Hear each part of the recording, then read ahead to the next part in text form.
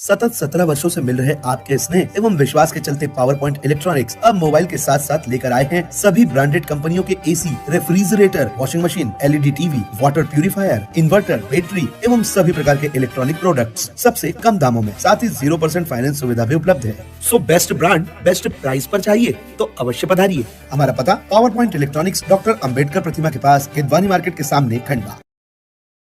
ये खंडवा न्यायालय का एक ऐतिहासिक फैसला है। एक्चुअल कोर्ट ने दूध का दूध और पानी का पानी इस मामले में किया। एक व्यक्ति है संतोष कुलकर्णी, रामनगर के रहने वाले थे। इन्होंने एक चेक लगाया था न्यायालय में पवन पिता परशुराम जाधव।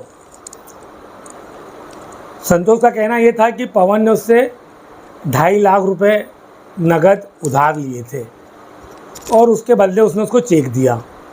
पवन ने न्यायालय को उसको नोटिस वगैरह गया, सब कुछ गया। संतोष का ये कहना था कि मैंने इसको 2.5 लाख दिए, चेक लगाया कोर्ट में। कोर्ट में जब प्रकरण प्रस्तुत हुआ तो हमने न्यायालय को ये बताया कि संतोष जिस समय का संव्यवहार बता रहा है, जिस समय पैसा लेना बता रहा है, उस समय नोटबंदी थी। हमने संतोष से कोर्ट में आया तो पूछा कि भैया तुमने कितने कितने रुपए के नोट दिए थे, तो संतोष ने कहा कि मैंने 1000 रुपये का और 500 के नोट दिए थे। ठीक है, तो हमने न्यायालय में ये सिद्ध किया कि जिस समय ये नोट 1000 और 500 के देना बता रहा था, उस समय ये 1000 के नोट और 500 के नोट भारत सरकार द्वारा बंद कर दिए गए थे। और कोर्ट ने भी ये अपने जो आदेश हुआ उसमें ये कहा कि जिस समय संतोष बता रहा है कि मैंने उसको पैसा दिया, उस समय ये नोट भारत सरकार द्वारा रोके गए थे, इन नोटों की कोई महत्व नहीं था। और इन सारी चीज़ों को देखते हुए कोर्ट ने आदेश किया और कोर्ट ने में हमने ये सिद्ध किया कि हमने संतोष से कोई राशि नहीं ली थी।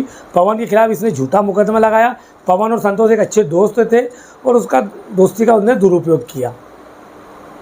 कौन से न्यायालय ने दिया फैसला? ये न्यायालय प्रथम श्रेणी मजिस्ट्रेट थे श्री मोहन डावर साहब, उनके न्यायालय में था। न्यायालय ने भी ये अपनी कोर्ट जो टिप्पणी थी, कोर्ट ने ये कहा कि जब भारत सरकार ने ये जब नोटों को बंद कर दिया है, मतलब इसको लीगल करेंसी नहीं माना है, तो ये करेंसी को इस पवन को दे के क्या करता? पवन उन नोटों का क्या किया? पवन ने जब वो नोट बाज़ार में चलते ही नहीं है तो उस नोट को उधार लेके उन नोटों को करता क्या? तो कोर्ट ने ये माना कि ये जो नोट थे वो एक कागज़ का टुकड़ा था और एक कागज़ के टुकड़े को पवन क्या करता? तो ये जो 2.5 लाख जो संतोष कह रहा था कि मुझे 2.5 लाख इसको दिए, तो वो झूठ था, क्योंकि इस नोट को चलना ही नहीं था बाज़ार में कोई लेता नहीं, एक फेक करेंसी थी। तो इसलिए कोर्ट में हमने ये सिद्ध किया और पवन को कोर्ट ने बाइज्जत बरी किया। आपका परिचय? वीरेंद्र कुमार वर्मा। देखना।